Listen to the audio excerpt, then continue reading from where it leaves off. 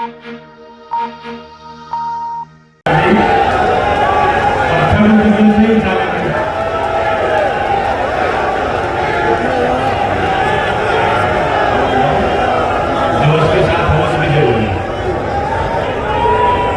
की विकास की नई संभावनाओं के रास्ते खोलने वाले हमारे प्रदेश के मुख्यमंत्री आदरणीय योगी आदित्यनाथ जी, बीजेपी और लोकदल के सभी वरिष्ठ नेतागण, सम्मानित मंच, सामने बैठे आए आगंतुक और मेरे अभिभावक, ये खास पल है, एक विशेष अवसर है। परंपरागत तौर पे जितने भी बड़े बड़े चुनाव यहाँ हुए हैं बागपत में, पहले तो चुनाव की शैली अलग होती थी। चौधरी चरण सिंह जी के समय वो आके एक ही मीटिंग करते थे। बताओ, पुराने लोग बैठे एक ही मीटिंग करते थे, वो मीटिंग होती थी, उसमें फैसला होता। लेकिन हर चुनाव में बड़ौत की सभा ने एक निर्णायक फैसला लेने के लिए हमें ताकत दी है और ऊर्जा दी है। आज चारों की दिल्ली से चलते इसलिए आई, उसका कोई पद नहीं है, तो मुझे कह रहे थे राज्य पदाधिकारी नहीं हो, राजनीतिक रुचि है, लेकिन राजनीतिक तौर पे वे सक्रिय नहीं है। वो मेरे समर्थन में सहयोग करती है और वो आपको देखने आई है। और जब डॉक्टर सालवान जी का टिकट हुआ, उसी दिन शायद मुझसे ज्यादा खुश या सालवान जी से ज्यादा खुश चालू, और चालू ने कहा वहां बोल के नहीं जुड़ जाओ। तो आपसे आके उन्होंने संवाद किया और मैं बैठा चारों की बात सुन रहा था। पीछे से एक हमारे पार्टी के वरिष्ठ नेता आए, उन्होंने कहा तो आपका नंबर कट गया, अब तो इनको बुला रहे हैं। तो आपका प्यार है और ये हम सब के लिए भावुक पल है। चौधरी अजीत सिंह जी की कर्मभूमि है। आज यहाँ जिस हॉल में ये सभा हो रही है आयोजित, साथ में जो हॉल है इसका निर्माण चौधरी अजीत सिंह जी ने यहाँ के नौजवानों के लिए, यहाँ के खिलाड़ियों के लिए किया। यहाँ के बागपत जिले के हर कोने में आपको लोग मिल जाएंगे जो हमारे परिवार के तौर पे उनका नाता है, रिश्ता है, प्यार, और वही प्यार मुझे भी ताकत देगा। मैं जहां भी हूं, जिस लायक हूंगा, मैं क्षेत्र के लिए सदैव समर्पित रहूंगा। मैं चुनाव भले न लड़ रहा हूं, लेकिन आपके मान सम्मान की लड़ाई जब भी लड़नी पड़ेगी मैं लड़ूंगा। और आपको एक बेहतर वकील, एक अच्छे इंसान, एक नेक इंसान, इन्होंने भी बताया अगर ये चाहते तो अपने लिए संपत्तियां अर्जित कर सकते। इन्होंने बताया मेरे पास कोई संपत्ति नहीं, अपने आप में कोई उपलब्धि नहीं होती। आमतौर पर आदमी कहेगा भाई जो आदमी सफल नहीं हुआ क्या करेगा। संपत्ति इनकी इसलिए नहीं है कि जवानी में इन्होंने फैसला ले लिया था चौधरी चरण सिंह जी की बात सुनकर कि जो कुछ भी मैं करूंगा मैं समझ गया। तो ऐसे व्यक्ति का चयन, और यहाँ उन्होंने नारा भी दिया कि चलेगा नल और खेलेगा कमल। लेकिन खेल तो डॉक्टर साहब आप ही रहे हो, थकान महसूस हो रही नहीं हो रही? मैं देख रहा दुर्गति हो रही है, कभी ट्रैक्टर में बैठा, कभी पैदल चला, कभी धक्का मुक्की, कभी कंधे पे उठाने, लेकिन आप मुस्कुराते रहे। और एक और खूबी इनकी है कि जो पॉजिटिव सोच, अगर कोई व्यक्ति सकारात्मक ख्याल रखता है, मन में इरादे रखता है मजबूत, तो कोई चीज नहीं, कोई लक्ष्य नहीं जो आदमी हासिल नहीं कर सकता।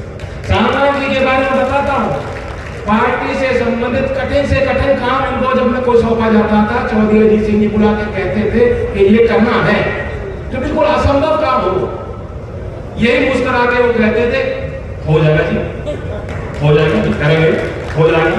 तो ये एक एटीट्यूड है, एक मानसिकता है, और ये नेताओं में होनी चाहिए, क्योंकि ये काम आसान नहीं। जनप्रतिनिधि रहना, सारे तमाम जनप्रतिनिधि यहाँ बैठे हैं, हम लोग कोशिश ही तो कर सकते हैं। जनता के सारे काम होने संभव नहीं, लेकिन जनता ये चाहती है, जो आदमी आता है अपने दुख को वो बताना चाहता है, पीड़ा बताना चाहता है, उसका समाधान ढूंढना चाहता है, वो चाहता है मेरी सुनवाई हो। ये भी इनकी खूबी है। वे अपने विचार आप पे थोपेंगे नहीं। आपकी बात सुनने की क्षमता प्रधानमंत्री बनाएगा। बात तक हम सीट जीतेंगे, एनडीए जीतेगी, तब 400 पार का नारा पूरा होगा और तब प्रधानमंत्री नरेंद्र मोदी जी शपथ लेंगे। योगी जी का बहुत बड़ा आशीर्वाद मिल रहा है। तीसरी बार हम लोग चुनावी मंच यहाँ बागपत क्षेत्र में साझा कर रहे हैं उनके साथ। और मैं जानता हूं, क्योंकि योगी जी का भी एक इंप्रेशन है लोगों पे। लोग सोचते हैं बहुत सख्त हैं, सख्ताई नहीं कर सकते हैं कर्मी को, लेकिन मैं जानता हूं कि मेरे लिए ये नर्म रहेंगे और बागपत वासियों के लिए नर्म रहेंगे। बागपत का कोई आदमी चला जाएगा, अपनी बात रखेगा तो पूरी सुनवाई होगी और पूरे काम होंगे। क्योंकि आचार संहिता लग रही है, इससे ज्यादा मैं कुछ कह नहीं सकता। और मैं जानता हूँ बागपत वाले वैसे भी होशियार है, अपने काम कराने में नंबर 1 पीछे मेरी भी जरूरत नहीं पड़ेगी, सीधा ही काम हो जाएंगे आप। तो आपके चेहरे पे रौनक बनी रहे। और मैं गंभीरता की बात आपको करना चाहता हूँ, मैं कोई भाषण नहीं दे रहा। आज आकर्षण के केंद्र बिंदु योगी जी हैं, उनको भी सुनूंगा। सीधी मेरी आपसे अपील है, क्योंकि हमने पहले चरण को देखा है, आपने भी महसूस किया होगा मतदान करना कितना महत्वपूर्ण है। जो गति बनी है देश की, वो गति ना टूट पाए। और हमारा मुकाबला भी आप देखेंगे किनसे है। मुकाबला तो दो ही है, एक इंडिया है, एक एनडीए। इंडिया नाम तो अच्छा है, काम कुछ नहीं है। जैसे केले के ऊपर बंदर लड़े, उसी ढाल लड़ेंगे बाद में आपस में। अभी लड़ लिए, प्रधानमंत्री का कोई दावेदार नहीं है। हमारे पास तो एक अच्छा चेहरा है, जिसके काम को लोगों ने देख लिया, पहचान लिया। इनके पास कौन प्रत्याशी मैं नहीं जानता। योगी जी आप जानते हो कौन है? इंडिया के प्रत्याशी कौन है? प्रधानमंत्री नहीं जानते, योगी जी नहीं जानते, कोई नहीं जानते। तो बाद में लड़ेंगे, अभी लड़ रहे हैं और कोई एजेंडा नहीं है। सामाजिक सुरक्षा की बात कर रहे हैं, न्याय की बात कर रहे हैं, लेकिन जमीन पे आपने देखा पिछले 5-10 वर्षों में जो काम हुए, करोड़ों लोगों के घर में शौचालय बने, करोड़ों गरीब लोगों के मकान बने, करोड़ों आपके घरों के का विद्युतीकरण हुआ, करोड़ों किसानों को सीधा सम्मान निधि मिली। और मान सम्मान की बात जो है, देश की आदमी को, देश के गरीब व्यक्ति को कभी झुकना ना पड़े, उसके मान सम्मान का ख्याल भी सरकार रखती है। तो दूसरी तरफ जो नेता वो कह रहे हैं मुझे मौका दे दो, टका झट गरीबी खत्म कर दो। कोई फॉर्मूला नहीं है, कोई नीति नहीं है। अमीर और गरीब के बीच में जो अंतर है ये कम होना चाहिए। ये विकसित भारत के सपने का हिस्सा है। विकसित भारत अगर हमें लक्ष्य पूरा करना है तो महत्वपूर्ण कड़ी है। लेकिन चौधरी चरण सिंह जी ने रास्ता दिखाया। वो कहते हैं किसान को आगे करो, गांव को देश के विकास का बुनियाद बनाओ, क्योंकि ग्रामीण अर्थव्यवस्था देश में है। और कमेरे का सम्मान करो, मजदूर का सम्मान करो, श्रमिक का सम्मान करो। किसान मजदूर एक इकाई के तौर पर काम करें, अपने संगठन का ख्याल करें और कुटीर उद्योग लगाओ। खुशी होती है कि आज उत्तर प्रदेश में आखिरकार तो उत्तर प्रदेश की संभावनाएं हैं, यहाँ के लोगों की मेहनत बन जा रही है। और आज देश के सभी राज्यों में चाहे स्टार्टअप की योजना हो, छोटे छोटे इकाई, छोटे छोटे उद्योग, छोटे छोटे उद्योग, आज देश के पहले 3 राज्यों में गिनती हासिल कर रहा है कुटीर उद्योग में और स्टार्टअप इकोसिस्टम में। यही नौकरियां पैदा हो। बाकी ये कह देना कि आरक्षण बढ़ा देंगे, जाति सर्वेक्षण कर लेंगे, वो उपाय है, वो उपाय नहीं है। सरकारी नौकरियां सीमित है, आप जानते हो। निजी क्षेत्र का बड़ा योगदान और सरकारी क्षेत्र में भी, क्योंकि यहाँ कोई नौकरी है जो बागपत वालों को पसंद आती है। नौजवान जो बेल्ट की नौकरियां हैं, पुलिस में भर्ती हो जा या आर्मी, बीएसएफ, सीआरपीएफ, बताओ नौजवानों, यही तो है। आपका भी पूरा सम्मान रखा जाए, पूरा सम्मान रखा जा रहा है।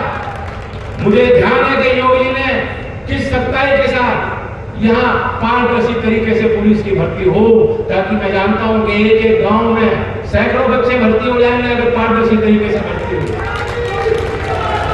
और केंद्र सरकार ने सख्त कानून भी बनाया कि आज के बाद कोई पेपर लीक ना हो पाए। जो माफिया है, वो माफिया उत्तर प्रदेश में नहीं सभी कई राज्यों में हावी है, वो तंत्र का हिस्सा भी है।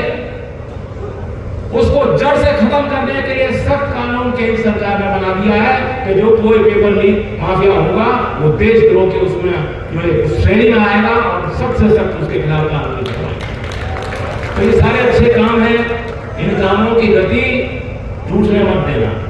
बागपत की अपनी एक परंपरा रही है, उस परंपरा को निभाना, सर्वश्रेष्ठ मतदान करना।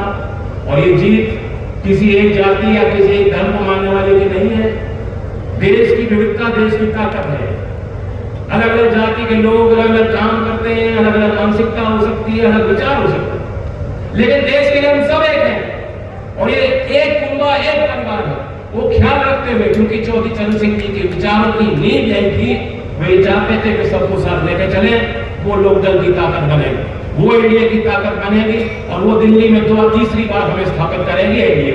तो इसलिए बागपत के लोग और खास तौर से बीजेपी के कार्यकर्ताओं का बहुत बड़ा योगदान है। मैं मंच के माध्यम से धन्यवाद देता हूँ। यहाँ पदाधिकारी भी लग रहे हैं, विधायक भी लग रहे हैं, दूर से नेता आके यहाँ बारीकियों पे नजर कर रहे हैं, एक एक पन्ने में विचार हो रहा है। आखिरकार काम आपको करना पड़ेगा मेरे बैठने साहब, ये काम आपके हाथ में होगा। तो ऐसा बटन दबाना कि खिल जाए नल, चल जाए नल और खिल जाए।